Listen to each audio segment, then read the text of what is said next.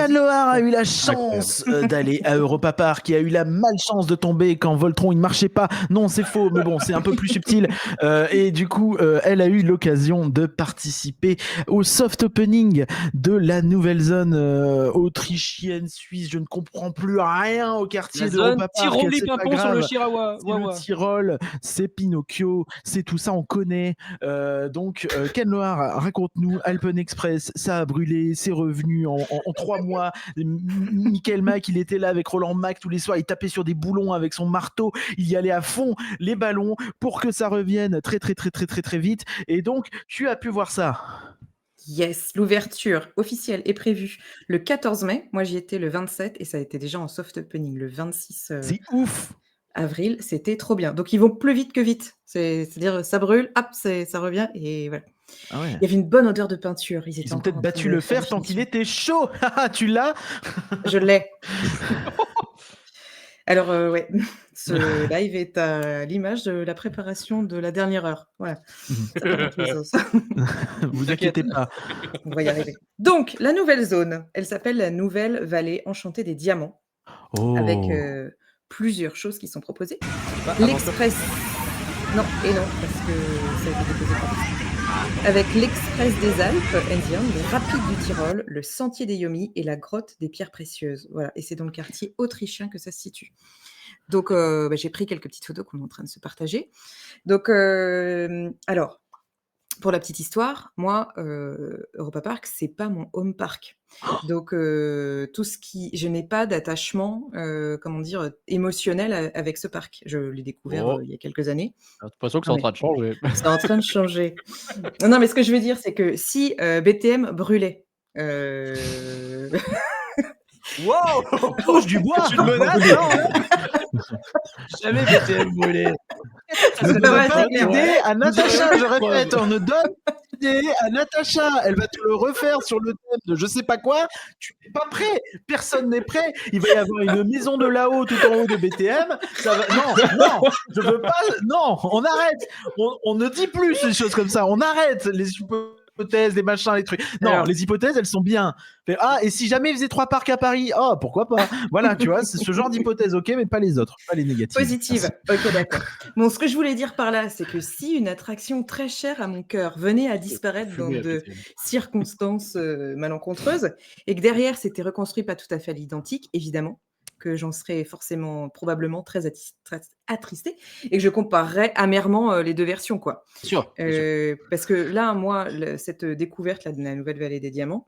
Oui, t'as pas comparé, t'en avais rien à péter de l'ancien, quoi. Vraiment, il se passait pas grand-chose dans mon cœur. J'aimais bien la Vallée des Diamants, j'aimais bien cette zone, c'était assez sympa parce que c'était très... c'était un entremêlement entre un petit train, tu pouvais marcher dedans et tout, j'aimais bien ce petit... En fait, t'avais... En fait, t'avais une zone relativement ouverte avec un plan d'eau et donc sur ce plan d'eau, la zone au global, hein, je resitue un petit peu, il y avait dans cette zone-là notamment un walkthrough, un parcours en bûche et des montagnes russes de type e-powered, donc électrique, comme Max et Maurice par exemple ou Kazé Junior. Donc c'était Alpen Express et donc la particularité un petit peu de cette grotte au diamant, c'était que c'était un endroit déjà très calme, ce qui n'existe que peu à Europa Park, je trouve. Et dans lequel les 3 attractions passaient en fait, le walkthrough, le coaster et les bûches. Ce qui, bon, pour quiconque a déjà joué à Roller Coaster Tycoon par exemple, c'est un peu un rêve éveillé quoi. Oui. C'est vraiment un petit kiff de se dire ah là là, il y a de la cinétique dans tous les sens. Ça rappelle aussi les concept art qu'on avait pu avoir de Indiana Jones Adventure à Paris. La cinétique, c'est pas pareil. Où vous aviez si c'est pareil. Où vous aviez pareil en fait, une attraction aquatique et une autre. Ça rappelle aussi les plans sur la comète qui avaient été faits pour Discovery Mountain, où il y avait un petit peu aussi cet esprit-là avec un grand bâtiment dans lequel il y a plein d'attractions, qu'on devait appeler le grand bâtiment avec plein d'attractions. Et donc ça c'était cool. Et moi, ce que j'aimais bien, c'était notamment la partie intérieure de ce truc-là, avec sa zone un peu plus qui jouait beaucoup sur des LED et des trucs comme ça pour faire de la couleur. Je pense que c'était pas si vieux que ça d'ailleurs, parce que vu comment c'était éclairé, ça faisait relativement. Kinétique, c'est une variante de cinétique en fait. Oui. Bah oui, t'avais tort. C'est un anglicisme, je crois, kinétique. Oui. Et donc, effectivement, il y avait un enchevêtrement de ces zones, de ces attractions-là, avec la partie qui était un peu plus dark ride, qui était la mine, en fait, une mine de diamants, et qui était vraiment chouette. Mais alors, du coup, ils n'ont pas conservé ce passage à l'intérieur d'une mine tel que ça l'était dans la version précédente. On a vraiment, en revanche, ce qui a été conservé, c'est bien l'enchevêtrement de tous les éléments, et ça, c'est sympa. Donc, on a d'abord alors, attendez, parce que je ne confonde pas les noms.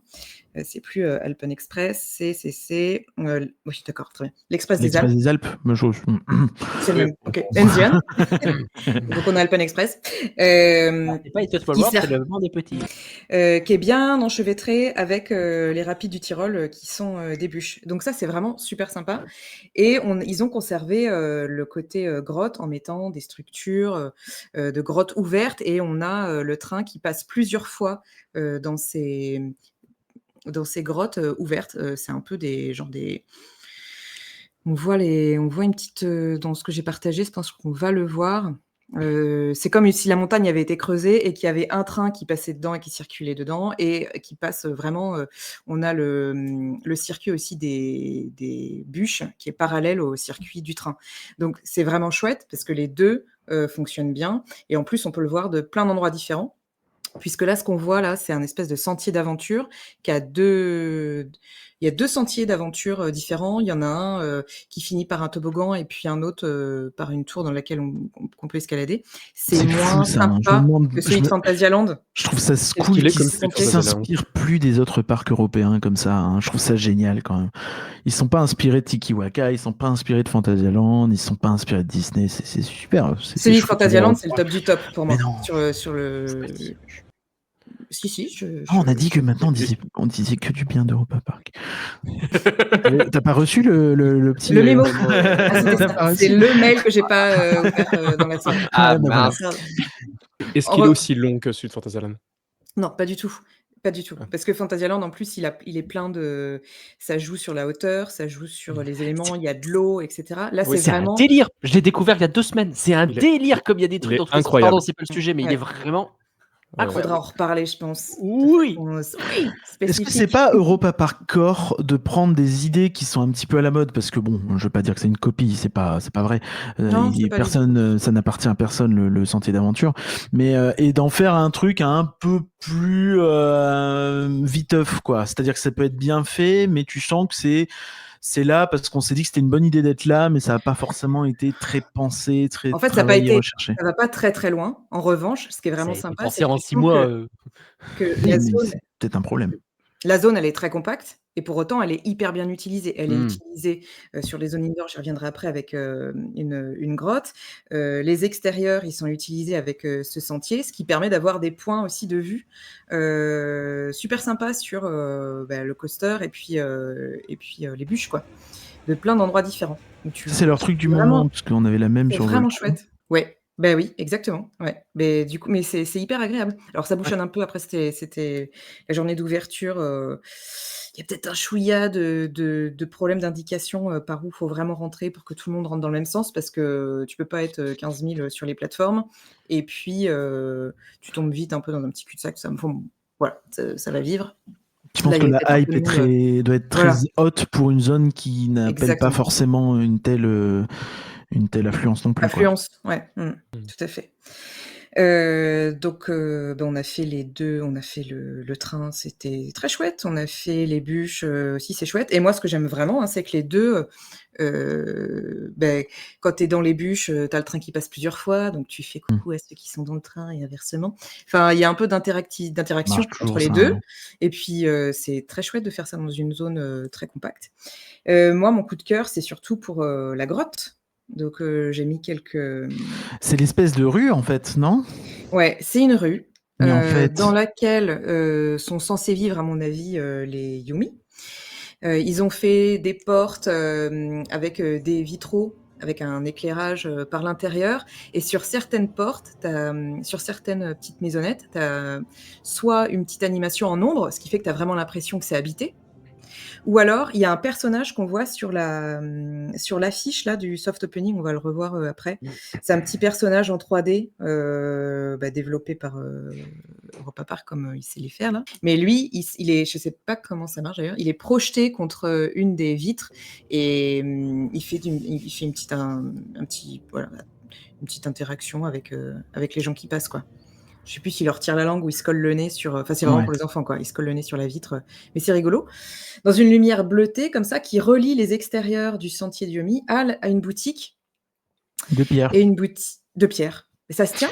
Ça, c'était déjà là avant. En fait. Donc, je pense que, en fait, même ce que tu décris, de ce que j'ai pu voir sur les photos, c'est très proche de ce qu'il y avait avant. En fait, il y avait déjà une transition entre la grotte vraiment où tu as le bateau, le train qui passe, etc.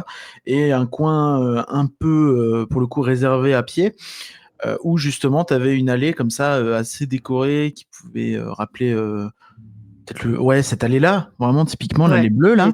Pour moi, c'était déjà là avant. Je peux me tromper, mais c'était peut-être différent, mais pour moi, c'était très similaire avant. Et t'es arrivé dans une boutique avec des pierres, effectivement. Oui, c'est vrai, je me souviens de ça. Et la boutique avec les pierres, je pense qu'elle a été traitée en reprenant. Il me semble qu'il y a une porte là qui doit avoir été sauvée de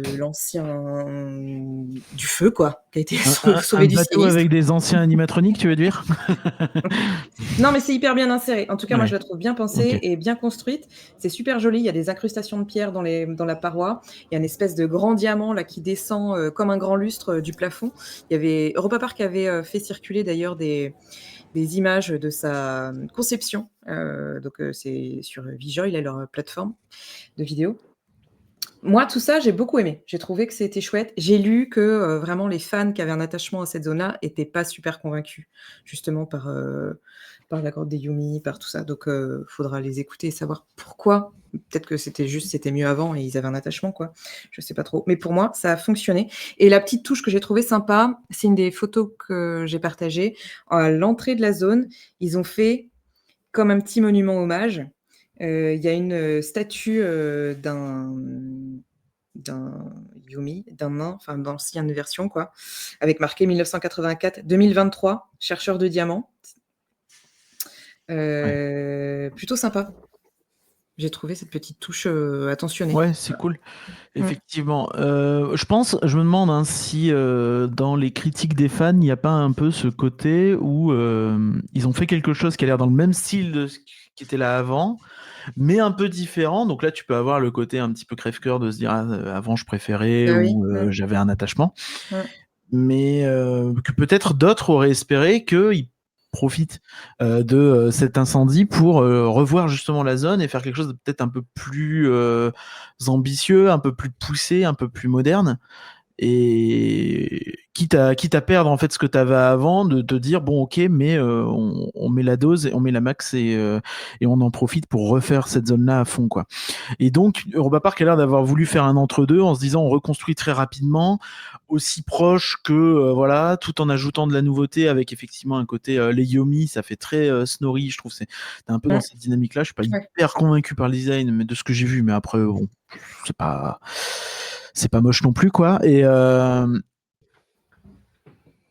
ouais, donc je sais pas s'il y a pas cette volonté un peu entre deux qui à double tranchant, quoi. Donc à la fois on a quelque chose de reconstruit très rapidement, mais peut-être un peu trop simple pour tourner la page.